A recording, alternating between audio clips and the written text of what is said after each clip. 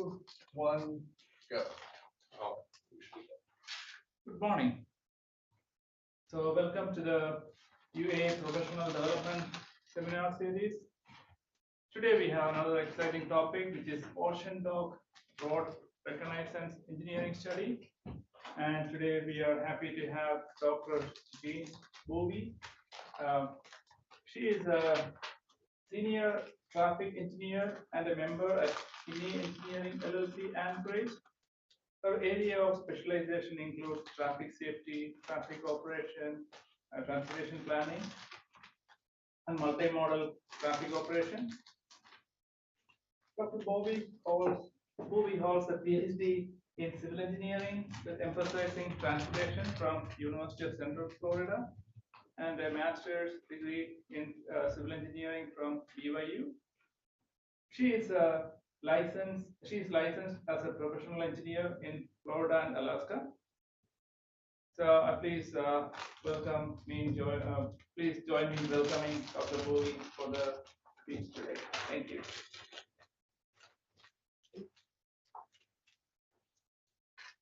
Thank you. So I'm really excited to be able to talk about this project. I've kind of incorporated a lot of different kinds of transportation. So it's dealing with road, it's dealing with rail, it's dealing with the port, there's pipeline, and the pipeline takes fuel to the airport. So it's kind of like pretty much every mode of transportation you could imagine is involved in the project. So that's why I thought it might be interesting to talk about, and I certainly found it really interesting.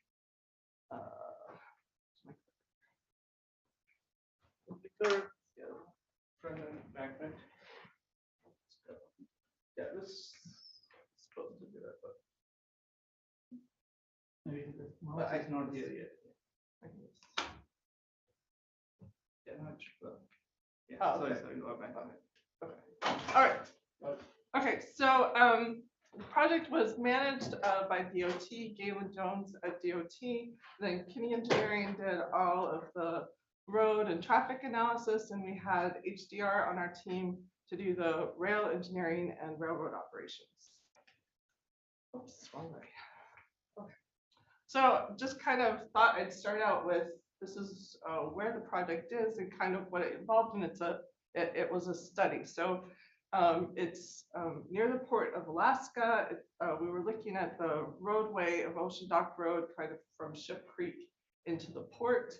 And the port carries about 50% of all of the goods that come into Alaska. So it's pretty important area in terms of getting all your groceries and everything else that you need. Barges arrive at the port with all the goods on Tuesdays and Sundays. And then most of the goods that arrive by barge are trucked out of the port on Tuesdays and Sundays. There's also some intermodal activity with the port. So a lot of goods are trucked from the port directly to the railroad and then put on trains to go throughout the state. There's also a pipeline that carries fuel out of the port. There's a couple other kinds of goods that are barged in separately from those Tuesdays and Sundays barges. Cement comes in, and there's like a big cement tank on the port that holds cement, and then it's either trucked or probably goes out by rail too. Yes, I got a yes. And then cruise ships come into the port as well in the summer. So you'll have cruise ships arriving and passengers leaving by tour bus. So that's kind of, let me see if I can point.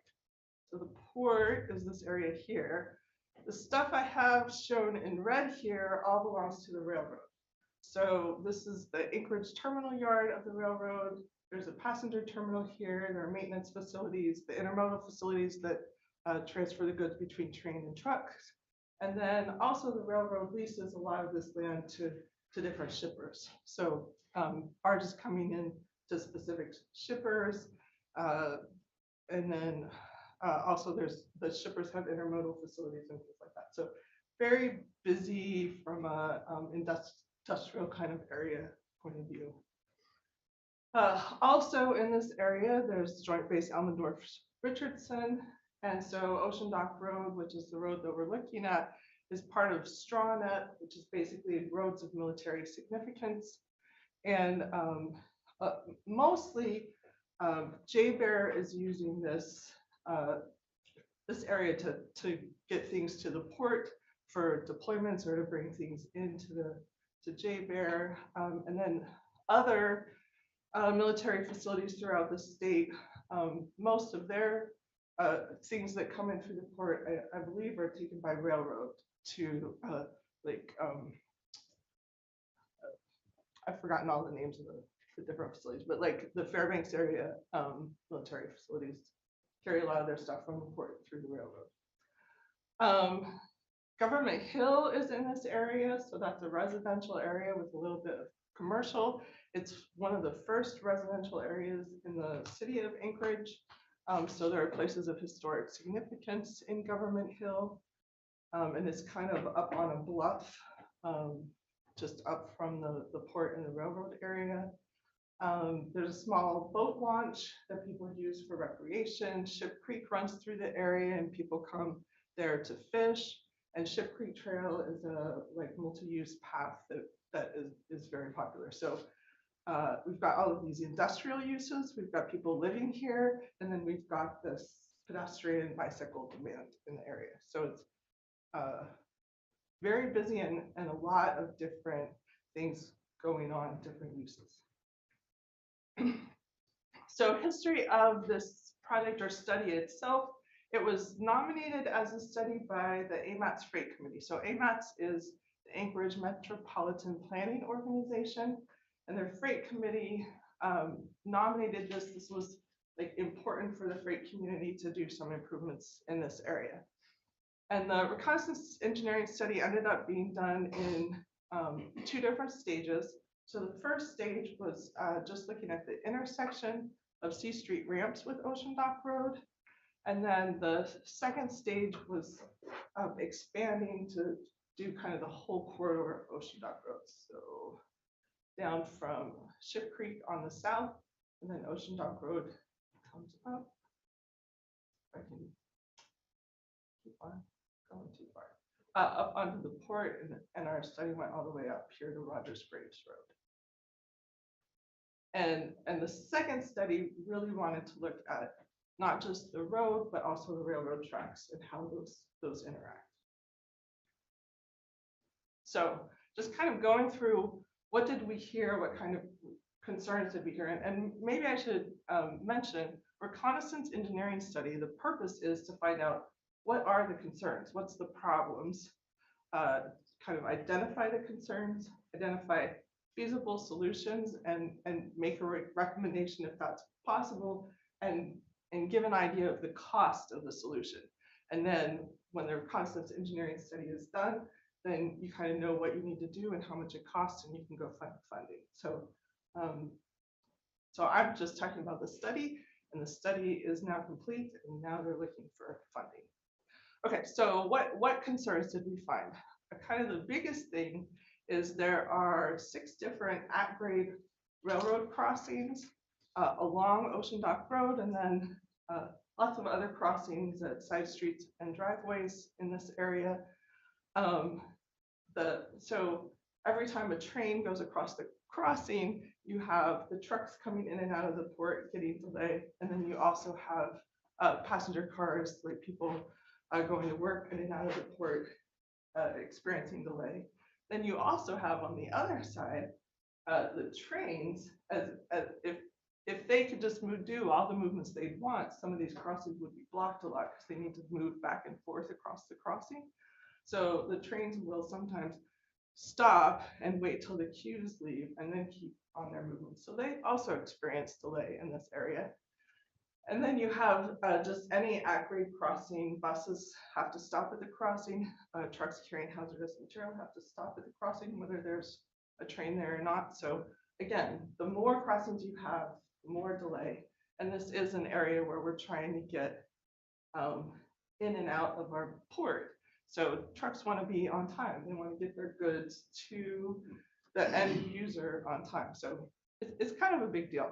If you look at our numbers, we calculated delay for a Tuesday because that's the delay. That's the day there's the most truck traffic and the most train traffic. Kind of they converge on Tuesdays. And so we developed an estimate of vehicle hour delay on the Tuesday, and then we used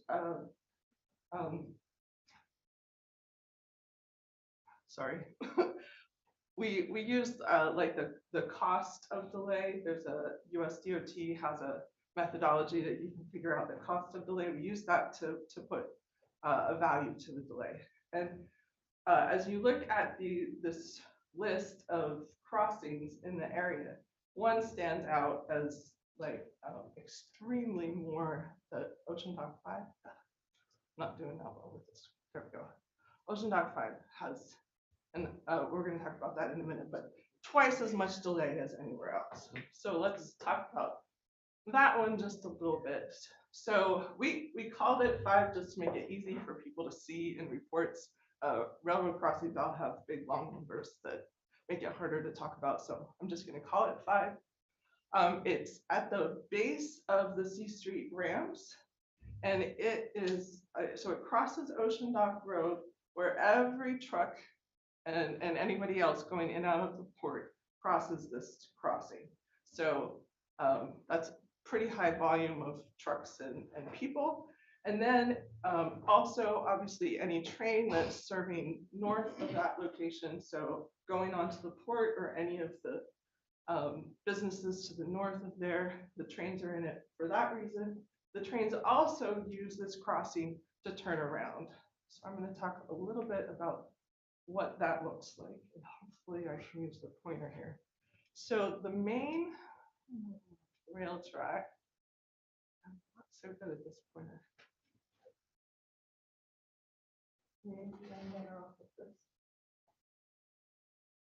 Oh, can you see that okay? Yeah. So the main rail track, the rail track is the South Main that we have shown in blue. That goes all the way to Fairbanks, North Pole, and that goes all the way to Seward. So that's the main tracks. And the passenger station is on this side of the track. So train comes in the evening, drops off its passengers. It comes through here and goes to the rolling stock yard. So like, get cleaned and all of that in the evening. And then it needs to turn around so that in the morning, as it goes to pick up passengers, they're driving in the forward direction. So it uses this Y to turn passengers around. So it comes up, and then that Ocean Dock Road 5 crossing is right here, just outside of the picture. The train has to go all the way across the crossing, and then it has to come back. It goes along this Y, and now it's facing forward. And that's not the only turning movement the trucks make, or the trains make.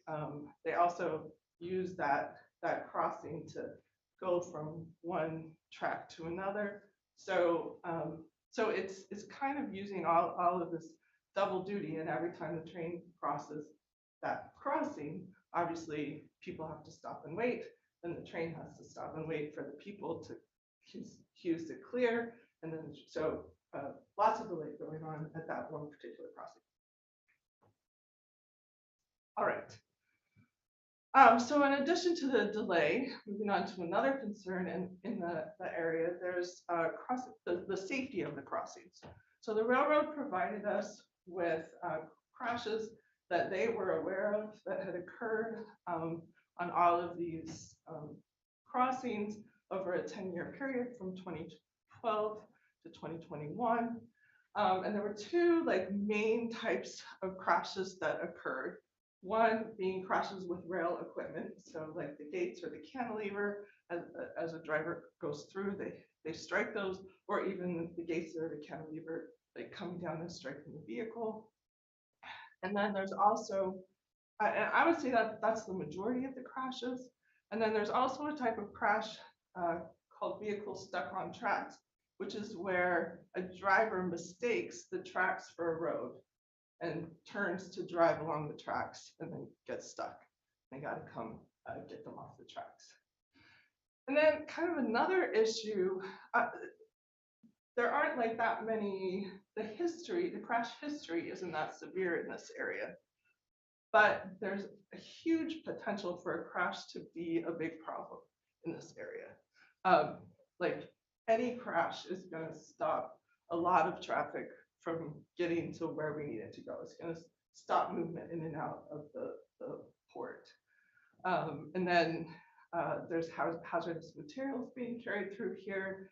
I think we've recently seen some pretty scary train crashes and how big an area that can cover. So we definitely want to just reduce the potential for crashes in this area. Okay, another safety thing is sight distance. So as the trucks are driving along the road, we want them to be able to see far enough ahead to be able to slow and stop if there's something in the road. And at Ocean Dock Crossing 5, as the trucks are coming down the C Street ramps, as they come down the C Street ramps, and they go around this bluff to go into the port, that retaining wall blocks reduces their sight distance. And it is, we would want a truck coming down that ramp to have 366 feet of sight distance, and you can see we're only showing 225 feet. So it's a tighter turn than we would like, and they don't have as much ability to see around that corner as we would like. In addition to just kind of like roadway sight distance, there's also rail sight distance. So there's two cases that we look at for does a car have enough sight distance to see a train coming to be able to cross the tracks safely. One of those, case one, is as the car is approaching and doesn't need to stop, can it see the train coming to know it's safe to continue across the crossing? And the other one is, if it stops at the crossing, can it see far enough to be able to start up and start across the crossing? So at Ocean Dock Road 5, at that crossing, the bluff and retaining wall does block the sight distance a little bit, but that crossing has flashers and gates, so that kind of overcomes that. The gates will go down if it's not safe to cross at that crossing. Going to the north, this sixth crossing that we were calling number 6, really have trouble with this. This one here, this building blocks the sight distance as trains are like being pushed. They get pushed from here over to this customer here, and then the trucks are coming out of the port, and that building blocks their sight distance. So so that's been a concern. The railroad and DOT have been looking at that crossing, and they have some short-term improvements that they're planning to make. But our project looked at long-term, kind of bigger improvements that we can make to that problem. Okay, other concerns. That first study that looked at the intersection, we talked to the truckers that are using it, and they have a lot of concerns with snow and ice buildup on the ramps as they're coming down from the C Street Bridge to go into the port. And that's caused by drainage problems. And then the drainage problems also cause pavement deterioration. And then it also, drainage problems are also problematic for the rail tracks. So drainage is like this big concern. And then we already talked about the sight distance as we come around this curve. Going the other direction, the sight distance is fine, but the curve is tight enough, it holds the truck speed down. So then as they're trying to leave the port and get up these ramps to go out on C Street, the truckers explained to us that they sometimes have trouble getting up that ramp, especially in winter. Okay, Another area of concern, this is the intersection with Whitney Road. So you've got Ship Creek here. This is the very south end of the area that we looked at. And the biggest traffic pattern here is coming on Whitney Road and going up Ocean Dock to the port, coming along Ocean Dock and turning onto Whitney Road to go out. So trucks kind of equally use this route and the C Street ramp route to get in and out of the port. And because of that south main track that is runs along this north side of the intersection, we don't want vehicles to have to stop as they're going into the intersection. So there's not a stop sign there. We don't even want vehicles to have to stop as they turn left. So right now, the traffic control is you stop as you're coming north and you stop as you're coming west. And that's an unusual kind of traffic control. So sometimes these northbound drivers stop and expect that the southbound drivers need to stop as well, and they get ready to go, and that causes a conflict with the southbound drivers.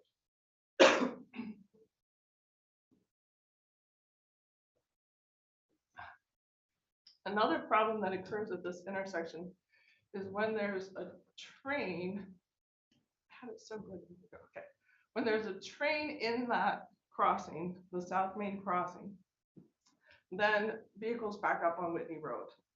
So most of them want to turn right to go over the tracks, and so they have to wait till the train is through.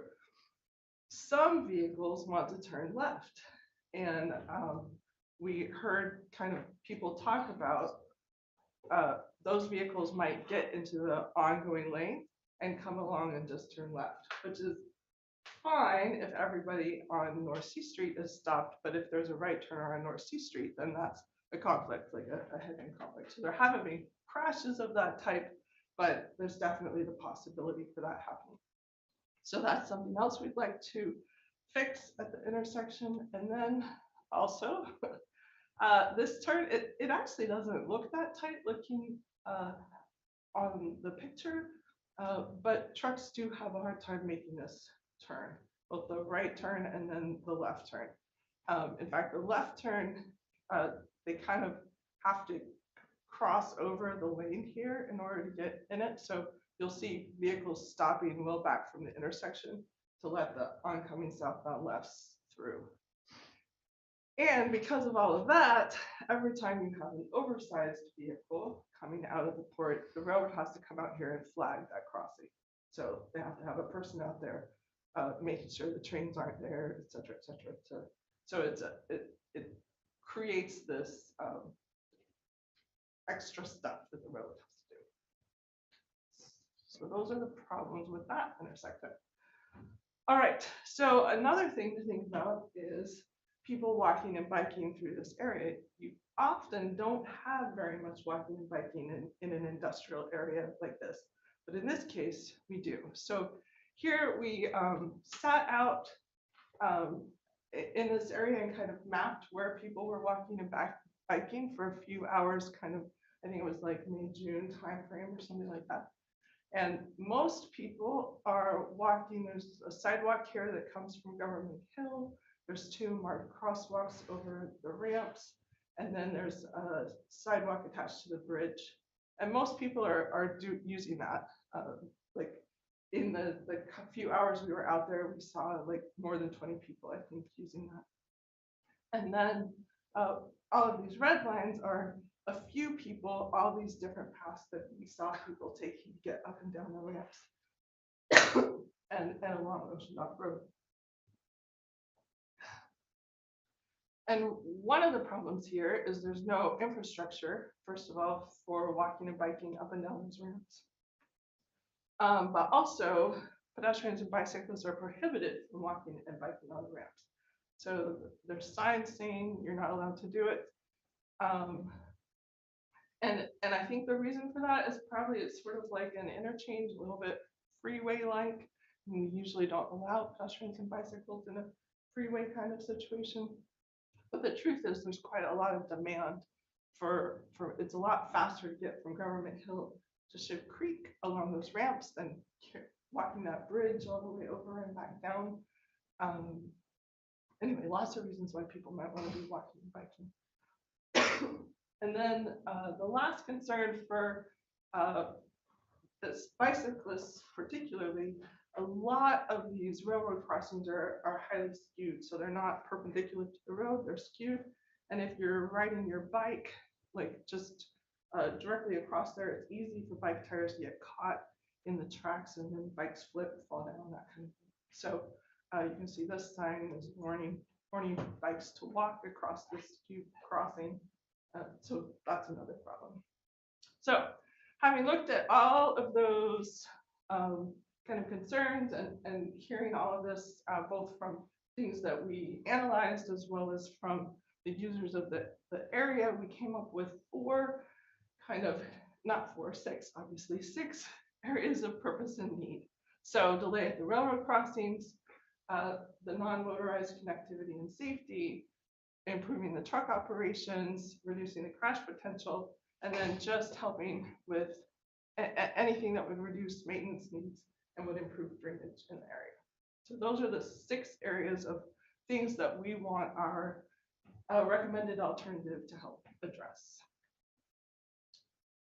All right, so this is what it looks like now. Oh, that's the wrong way. And then this is our recommended alternative or proposed alternative, I guess. And so I'll kind of click back and forth, hopefully, and help you see kind of what we're doing here on this proposed alternative map. The green and purple lines are where the train tracks are now, and the red is where we propose the tracks to go.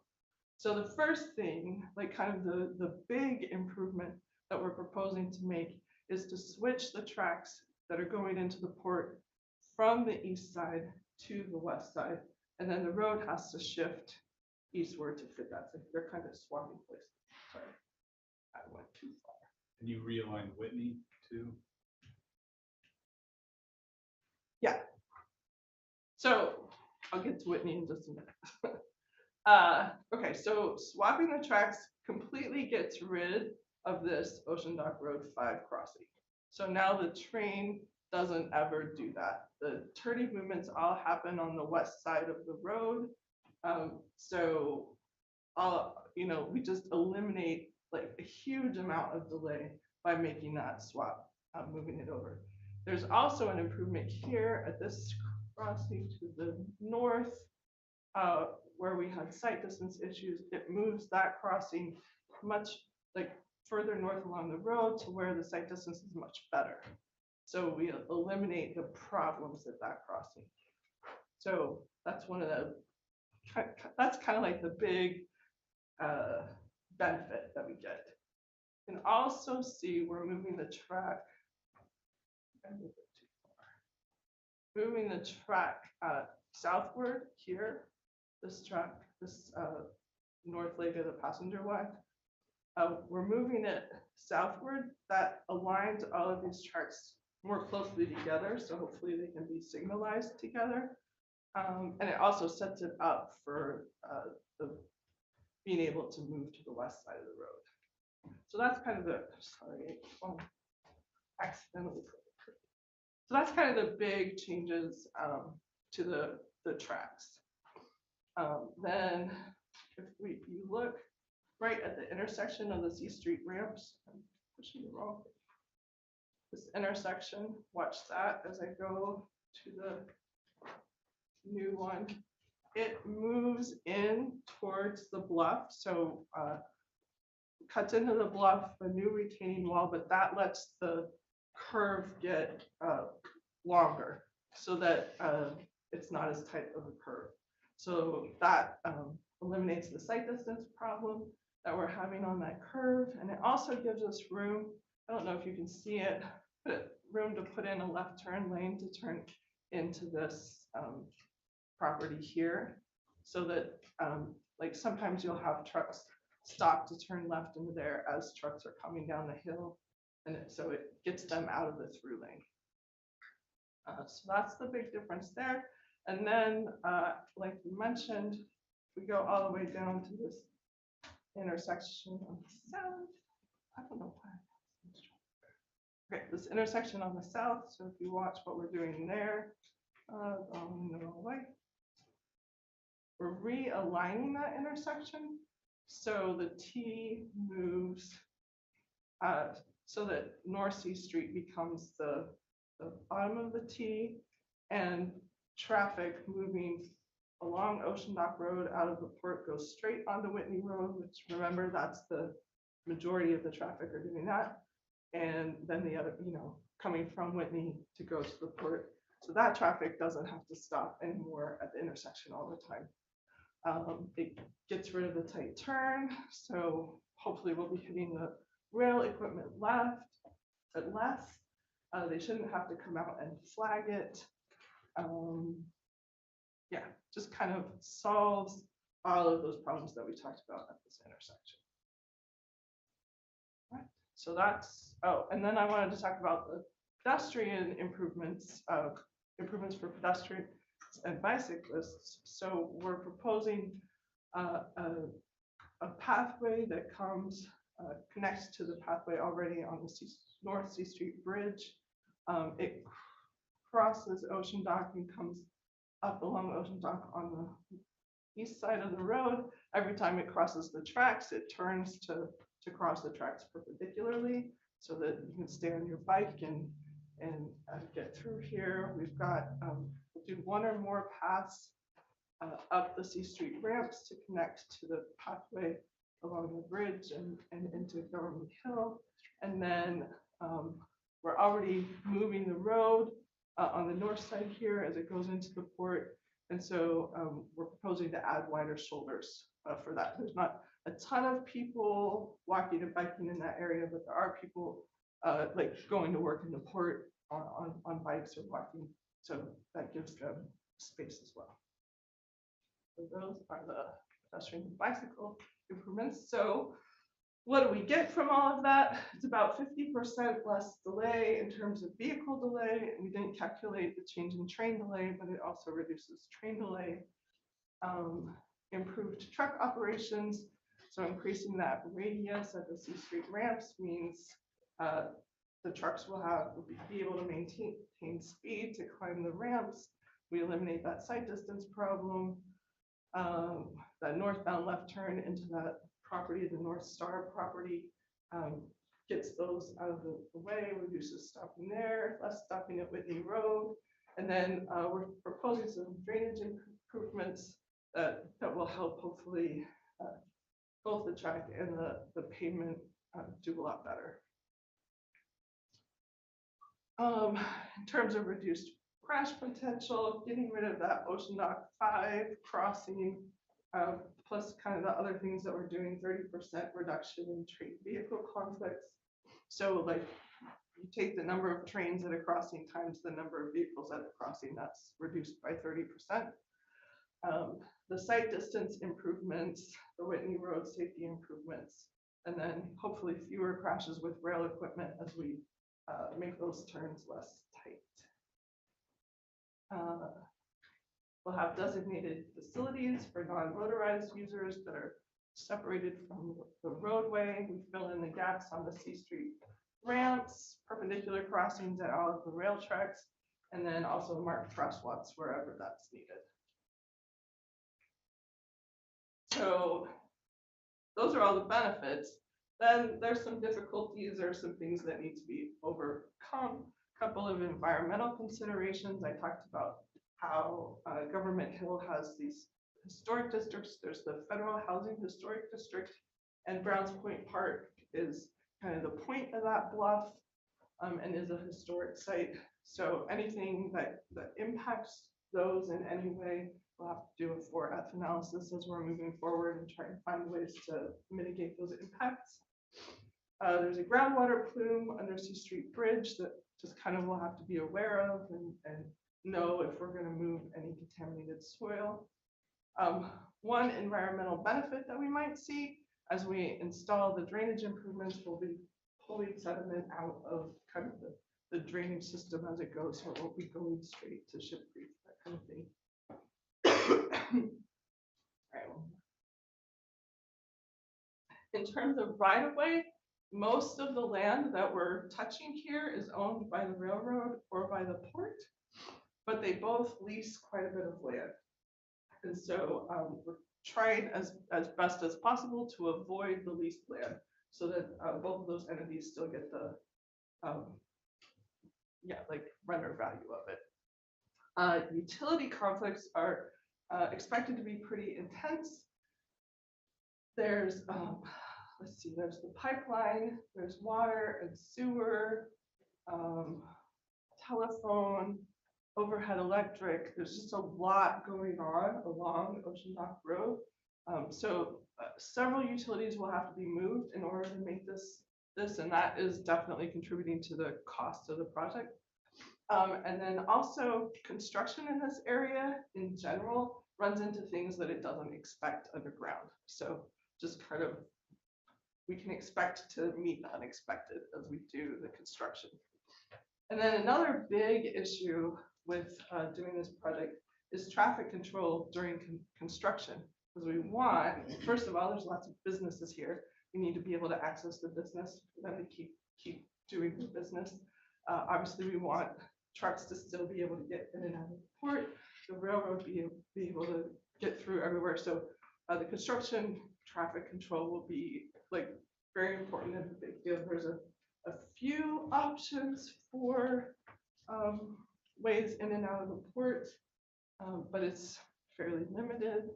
And then also, as much as possible, we want to avoid construction impacts on Tuesdays and Sundays, which are the busiest days.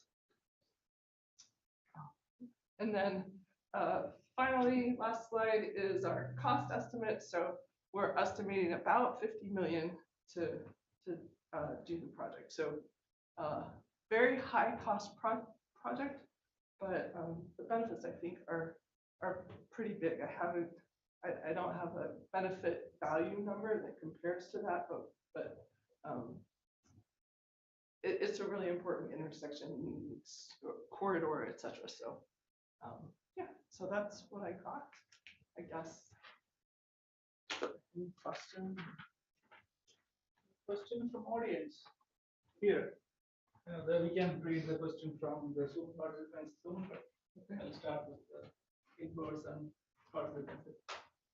I just like to say I'm a Government Hill resident and a PE with some experience in transportation, and that this is very interesting. It was really cool how to look at the different train intersections. That was a mode that I hadn't really spent much time with, so it was very interesting to see all those. That was another thing I was like. I know there's Ocean Dock Road that comes on the backside, so I was like, oh, I wonder if they're going to open that up or something like that. So that was kind of very interesting to see your solutions.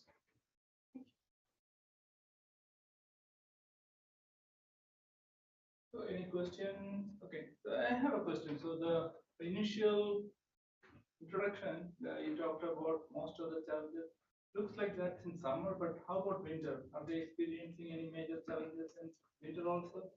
So a lot of the like icing problems that trucks are experiencing on the C Street ramps are. Yeah, but even the train operation is much lesser, right? And so passenger trains run less frequently in the winter in general. But actually, like when we were talking to the railroad, and Andrew's here, but I'll let him. He doesn't have to talk if he doesn't want to. Winter passenger train travel has been picking up. People are interested in it. There's like a Northern Lights kind of tours that they do. So anyway, yeah. Thank you, Ken. Yeah, we have Good daily question. passenger trains right now. Right now, daily. So yeah, it used to be not very often, and the railroad's own passenger trains don't run as often in the winter. But you The do only cruise ones ship. we run in the winter are our own. Oh, okay. So in the summer it's cruise ship trains and your own, and in the winter it's just your own. But quite frequent. That intersection with the rail at Whitney, that's a big one. People backing up and stopping there. You get people, I've done it before, trying to go into Government Hill, and you get the gates coming down and stopped right at that stop sign. It's like, I can sit here and wait, Or I know I can take the right and go all the way back down, come around, get back on the AC couplet and come back all the way around. Okay. And then you see people do that a lot. And then coming west off of Whitney, they'll come into the opposite lane, traverse that, go through the intersection and come down into downtown. And then, yeah, and then if you back up, if you're trying to go into the Government Hill on that from Whitney to northbound, that just backs up like crazy. And it's, yeah, I could see how saving that one. And then I didn't even think about the other intersection at the number 1 or 5 that you said was like the busiest. The 5, yeah. The turnaround point. I'd always wondered how you guys did that at the railroad, turning the engines around. So very interesting. You said you were with the railroad. I'm sorry. Yeah. Sorry, I outed you. Sorry. So Andrew, do you have any questions from any participants? Because I don't see any question from Zoom participants, but anything from YouTube participants?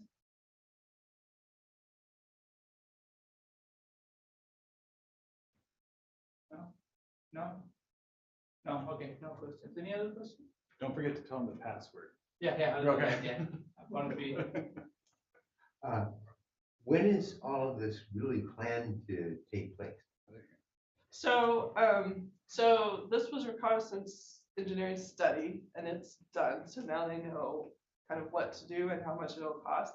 They actually had planned, like they had put in the TIP, the Transportation Improvement Program, they had put the intersection improvements, the C Street ramp improvements there. But the freight committee said, hey, wait, before you spend all the money on that, look at the whole thing, which is how we got the second study going. So they want to act on it quickly, but given the expense of kind of dealing with the whole thing, basically it now has to go through the planning process to identify that money. So So it could be a PER, while. PER next up. Yes, probably. Yeah. So I'm guessing it'll be a while.